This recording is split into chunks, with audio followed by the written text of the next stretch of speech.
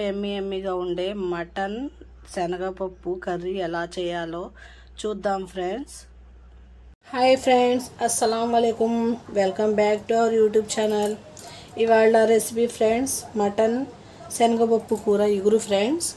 ఇది 1/2 kg mutton friends. ఇది బాగా 2-3 సార్లు బాగా కడిగాను ఫ్రెండ్స్ మటన్.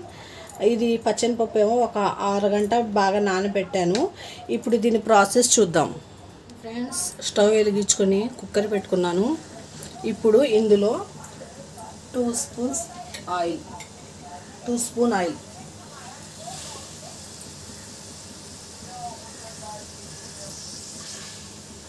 ఆయిల్ వేసుకున్నాం కదా. ఈ ఆయిల్ అనేది వేడవ్వాలి.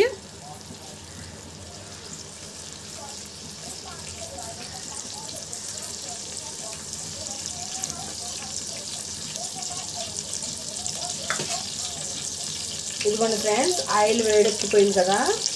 ఇప్పుడు 2 మీడియం సైజ్ ఉల్లిపాయలు, 3 పచ్చిమిర్చి వేసేద్దాం. ఇదిగోండి,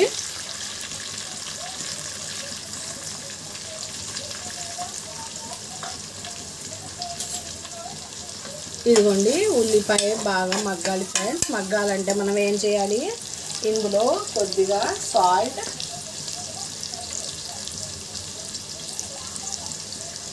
ఇది పింక్ సాల్ట్ ఫ్రెండ్స్, ఇదిగోండి సాల్ట్,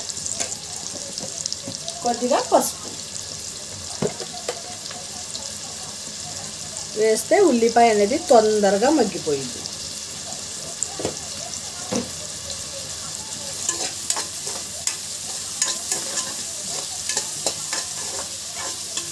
ఇదిగోండి ఫ్రెండ్స్, ఒక 2 మినిట్స్ పెట్టేద్దాం. ఉల్లిపాయ మగ్గిపోయింది. ఉల్లిపాయ మగ్గిపోయింది కదా. ఇప్పుడే ఫ్రెష్గా నూరిన అల్లం వెల్లుల్లి పేస్ట్ 2 స్పూన్స్ వేసుకోండి.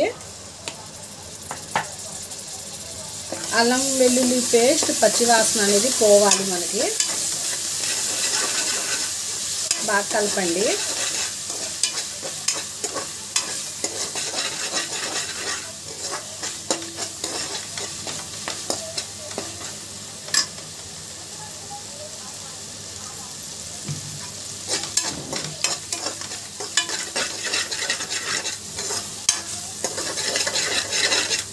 ఫ్రెష్గా నూరుకుంటే అల్లం వెల్లుల్లి పేస్ట్ చాలా రుచిగా ఉంటుంది ఫ్రెండ్స్ కూర.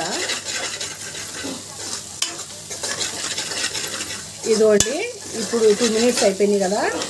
ఇప్పుడు మటన్ వేసేద్దాం.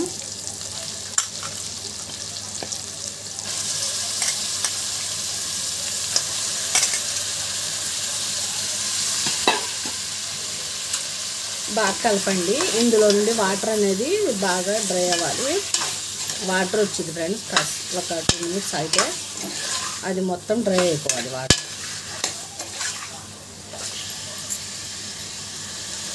వాటర్ డ్రై అయిపోయింది. ఇప్పుడు ధనియా పొడి 2 స్పూన్స్,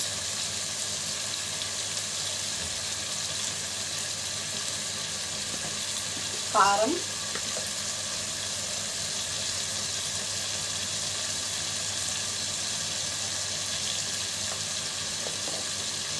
ఇప్పుడు బాగా కలపండి.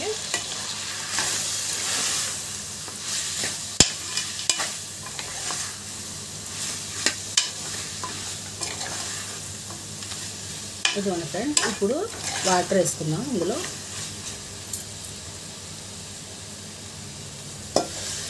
6-7 విజిల్స్ రావాలి ఫ్రెండ్స్. చూసేసుకోండి వాటర్.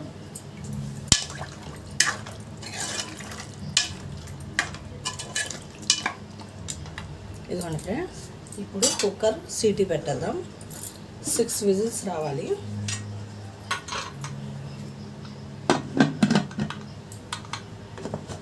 ఇదిగోండి ఫ్రెండ్స్, 6 విజిల్స్ రావాలి.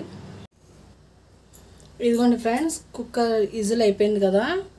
ఒకసారి చూద్దాం ఎలా ఉందో సీటీ తీసి. ఇదిగోండి ఫ్రెండ్స్, ఇప్పుడు పచ్చనిపప్పు వేసుకుందాం. ఇలా ఉన్నప్పుడు